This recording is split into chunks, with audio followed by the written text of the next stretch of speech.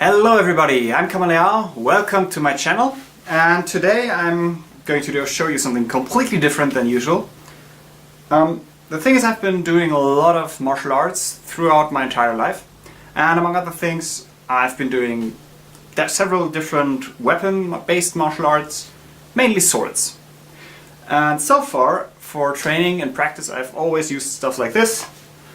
Now, this one is supposed to be a stick, not a sword, because it's from stick fighting. But wooden swords, plastic swords, like this, or like this. This one is from Kendo originally. And these things have advantages and disadvantages. The advantage is, this is quite cheap. This is very cheap. The plastic swords are also very cheap.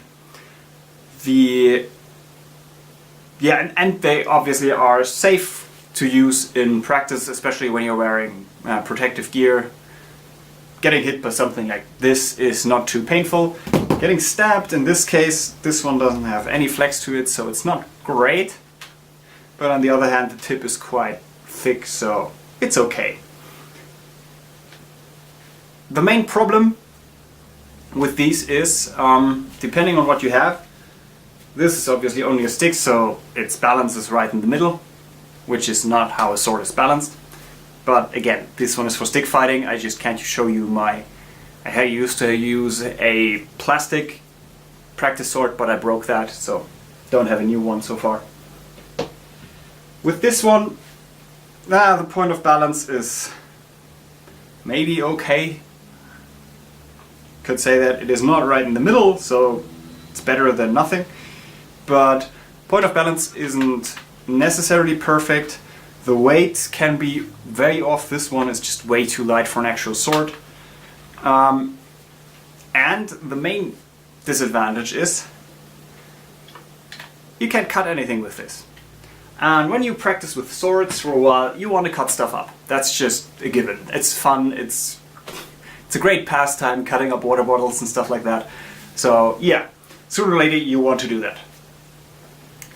Problem is, I don't have a sword, or didn't have a sword, and whenever I wanted to do that I had to go to a friend who owns an actual sword and borrow his blade to do that.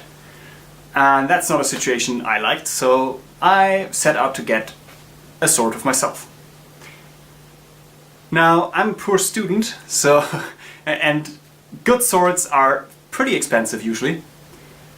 So I was looking around for something that's more or less affordable, and what I stumbled over was the Hanwei Tinker line, and those swords are generally considered to be quite good value for their money. And the biggest advantage they have, at least for me, is you can buy them like this. So replacement blades without the hilt construction, without a scabbard, only the blade with the tang. And that's great for me because I like building stuff myself.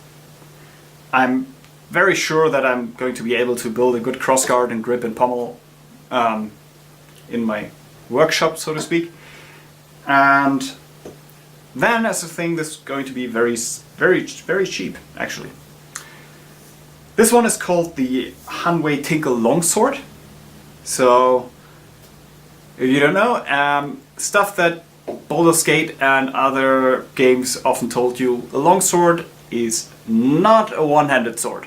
They can be used one-handed, but they're not made to be used one-handed, and that's why this tang here, where you put the grip over, is very big, because try not to hit anything.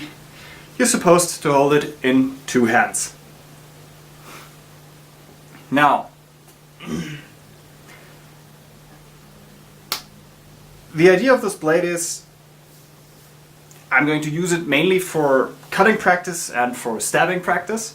And when you look at the blade geometry, this is more of a later style sword. Because especially with the advances of armor, swords became more and more stabby. And that's why you have quite an acute tip and becomes gradually thicker.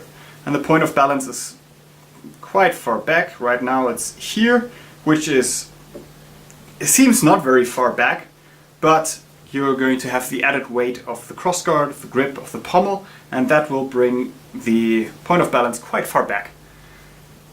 How far, I'm not sure yet. That's one of the positive things when you do this yourselves. I can choose where exactly I want it. The thing is, I just have to choose. We'll see. I like the construction of the blade. For its price, it seems very good. It's not warped in any way. I don't see any big scratches. There are some tiny small ones on there. But all in all, for the price, this is very well made. It has some flex. I can show you that. So you can see the blade flexes. But it doesn't flex heavily. And that's good for a stabby weapon. Especially because if I stab into something and the blade flexes a lot, that would mean that most of the force I put into the stab goes into flexing the blade, and that's not good. I want most of the force to go into my target. The problem with not flexing blade is that it's better if a blade flexes than when the blade breaks. So there's always a trade-off. But apart from that, what can I tell you? The thing is, my main criticism of this sword, or this blade, is you can see by the way I'm handling it, I'm not being very careful, and I don't have to be. I bought this thing as sharp, but, well, if I take it to the hair of my hand here, nothing happens. If I take a piece of paper,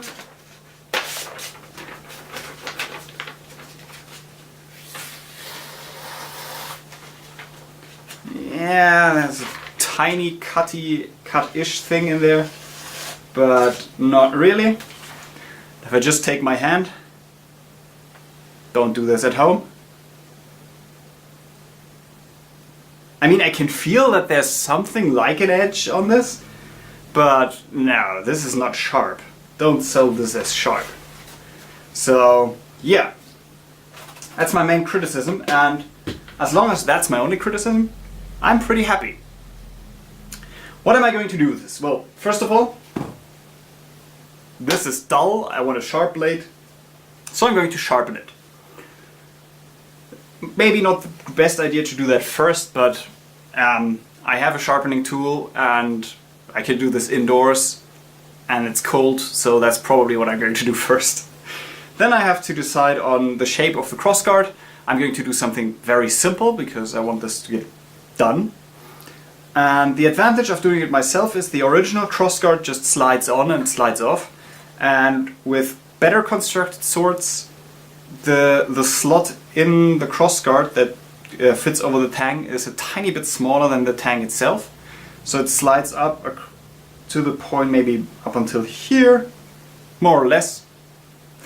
Depends a bit on the shape of the tang. I mean, you can see probably, hopefully, that the tang is not perfectly straight.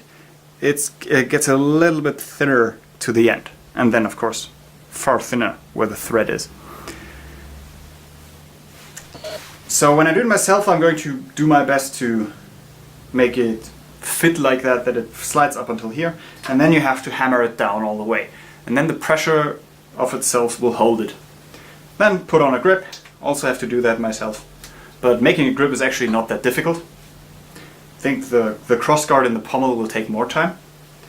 And then a pommel, and just some kind of nut to put it on, and then it's going to be finished. And then I'll cut stuff with it, and that will be a lot of fun. So, yeah. I'm going to make videos about this and put them on, but since it's winter right now and very cold, and I don't know how good, I mean, I know how badly I'm able to heat up a place where I can do metal work. It's very badly. So we'll see how quickly I can go forward with this. But yeah, this will be a fun project and I'll have fun with it afterwards. So much for that. I'm Kan Liao. Have a good time.